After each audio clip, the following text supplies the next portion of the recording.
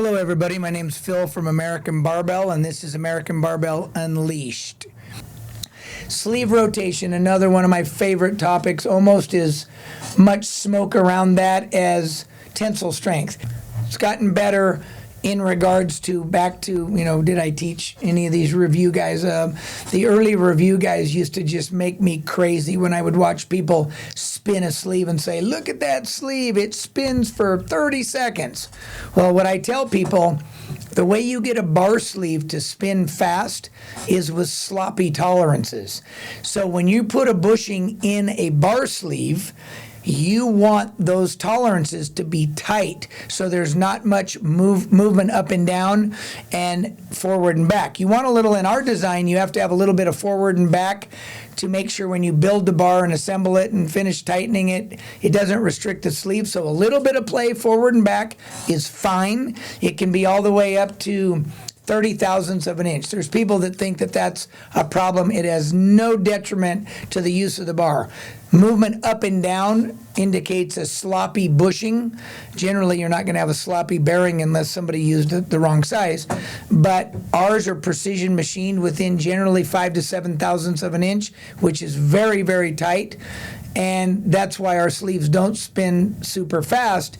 But what I tell people, you want a sleeve to rotate without restriction. That's the key. As long as there's no restriction, that's your best case scenario. You do not want a fast moving sleeve. And if you go back, that's a bushing sleeve. So if you go back and talk about a needle bearing sleeve, when I was first producing the inner ring bearing design for our needle bearing bar, you don't hear the bearings as I discussed, but it moves much slower than the type of bearing design that touches the sleeve or the bar shaft. So I had to have 2 level 5, the top accreditations in the Olympic weightlifting sport, 2 level 5 coaches in the U.S., very, very well-known guys, endorse what I was talking about, put it in writing, that actually a professional Olympic weightlifter does not want an overly fast sleeve because it can throw a lifter off course and it can get away from them. So our sleeves on our needle bearings rotate extremely slow, but they're unrestricted, and with the type of bearing we use, they actually get smoother. The feel is smoother with the more weight because they're higher load bearings. Okay, now, that's sleeve rotation. Let's touch on something about finishes. So American Barbell and or myself pioneered the first hard chrome bar in 1998.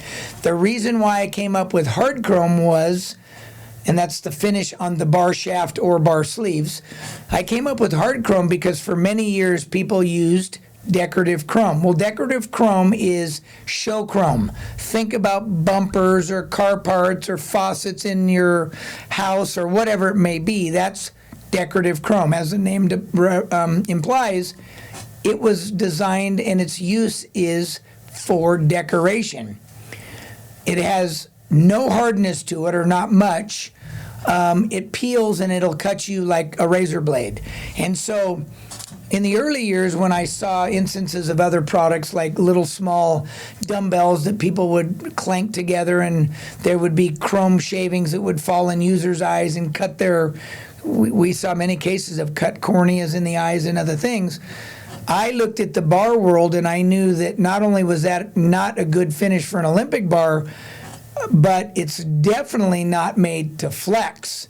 So any bar that flexes, you absolutely would never want to use decorative chrome, which in the old days was, some people call it triple layer or 2 layer. It was copper, nickel, chrome. Then it just became nickel chrome. Those are underlayments before you put this decoration of shiny chrome on top. So when I developed the first hard chrome bar in 1998, I didn't know anything about what hard chrome was. And luckily for me, I had my first hard chrome plater was in Southern California, and it was an actual repair facility for Boeing aircraft parts. And I learned all about hard chrome, the parameters. Hard chrome and zinc, I don't use zinc, but hard chrome and zinc have very strict criterias for how you plate them and how you post-process those bars after plating based on the hardness. So any material that's really hard, anything above, let's call it HRC 36, hardness tensile, that's about a 160 tensile bar, requires strict post-plating processing. In China, where I produce a lot of other products at very high levels, I would never, they do a lot of hard chrome over there. They have no clue what I'm talking about when I talk about post-plating processes, relief baking, whatever it may be. They have no clue. Not to mention the time in which it must go through that secondary process is very limited. And if you miss that window of a 1 hour window, which means it's got to be in the same facility, you're not putting it in a truck and transporting it, all bets are off. And what happens with zinc and hard chrome, the plating process itself induces something called hydrogen embrittlement. We won't go too deep on that, but it's internal microscopic cracks that you cannot see with the naked eye. Back to me teaching my competitors. But I would rather have people know how safe our materials are and why it's a safe bet to buy products from American Barbell. So that's critical. That's hard chrome number one. Then I looked at zinc for a little while, and I played a little bit with that. Didn't like it because it was cheap. It was cheaper than hard chrome. But hard chrome has a story behind it because hard chrome is extremely hard. Back to the HRC, it's around 68, which is incredibly hard. It's not as corrosion resistant as decorative chrome unless you lay it on a little bit thicker. But the whole reason why crankshafts in cars and commercial digging equipment, digging tools that go super deep through rock and shale use hard chrome a lot of the times because it's so hard. So I prefer hard chrome for our bar shafts, and that's why I make our bar sleeves and put hard chrome. When I make our bar sleeves, I put hard chrome on the sleeves. Been a lot of debate, why don't you use stainless, blah, blah. The material's not hard enough. When you think about the abrasion that these sleeves go through with hard chrome hubs and bumper plates and stainless rings and Olympic plates sliding back and forth, decorative chrome's destroyed immediately. Ceramic coatings don't work. They get scuffed up immediately. It's not a good choice. So hard chrome is our choice. Of course, stainless steel. I started really producing a lot of bars in the 2012, starting around 2012. Love it to date. I believe it's the best material, but a lot of parameters around stainless. A lot of stainless materials to be used, and there are some that are an absolute science. The one that we use, very, very proprietary. It does not rust. We put it through salt spray corrosion testing. It's exceeded 4,000 hours in the salt spray chambers. It's incredible, but you have to know how to process it, and it's not cheap material. So when I listen to some of the discussion forums and I hear people talk about their stainless bars rust, well, it's the wrong material. It's usually a boat or an outdoor marine grade of something, a 304 or 316, something that's great for boat parts, not Olympic bars. So stainless number one, hard chrome number two. And then in 2016, when I was producing a lot of black bars, at the time you had a choice of black zinc or you had black oxide. Black oxide there's no corrosion resistance at all. It's terrible. Black zinc is not really a color because all zinc starts with silver. Then you put a gold or a black over the top, but then to get it to look black by the time you got it to the customer was impossible. And that's when Cerakote was born in 2016. Cerakote at the time was a firearms coating. I learned it from a firearms accessory manufacturer that happened to be a close friend and ally for several years. And they taught me all about Cerakote. So I launched the very first Cerakote ceramic-coated barbell in 2016. And what's ironic about this coating, it worked great for black. It looked beautiful. There was a lot of people talking about how it's not good, it softens the knurl. Well, all you do is machine the bar more aggressively and you'll get any knurl you want. Cerakote has nothing to do with reducing the knurl. Just like when people talk about hard chrome, reducing the knurl, if you do a salt spray test on hard chrome, you will see that the tips of the knurl are the first things that rust. And the body or the smooth parts of hard chrome take much, much, much longer. So you're not getting a lot of chrome deposit on the tips of knurl. So there's another fallacy. So Cerakote was developed for black. Then we jumped into colors.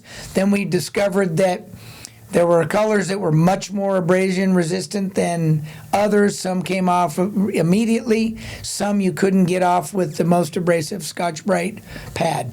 I made a giant mistake, and there was a lot of discussion internal within my company about calling it ceramic, and everybody shot me down and said, no, call it Cerakote. Within 30 days, my favorite company that starts with an R copied it, and from then on, everybody and their brother started using Cerakote, and we laughed because we never got a penny for exposing it around the world. Today, a lot of people think, oh, it's not that great of a coating. It's actually really good if it's applied correctly, but absolutely positively, the word Cerakote was never, ever heard within the fitness industry at all until we pioneered it in 2016. At this point, we always love to have the opportunity to show people. We can bring you into our Las Vegas facility and show you how we produce these bars right in front of your face, how we test them, how we do everything in regards to that product line, because that's a product line that is extremely dangerous. It kind of curdles my blood a little bit when I hear about people. I hear some of these guys that do reviews talk about, oh, well, American Barbell makes a great bar, but you could buy one from Amazon or Cat Barbell or whatever. It's like, hey, look, the public's free to do whatever they want. Interview your vendor. As dangerous as I just described these bars to be, and again, this is one of the hottest items in a health club right now. Think about how important the level of knowledge is for your vendor and manufacturer. And it's not something that you go with the novice. You don't want to buy an import bar, and you don't want to use people that just rebrand bars from China.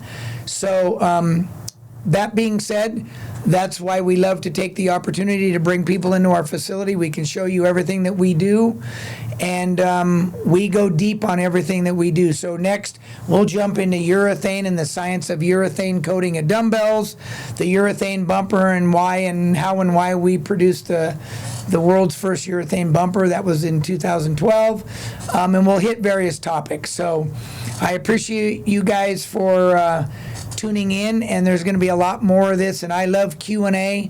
If people want to send in, we'll figure out a way to send in Q&A.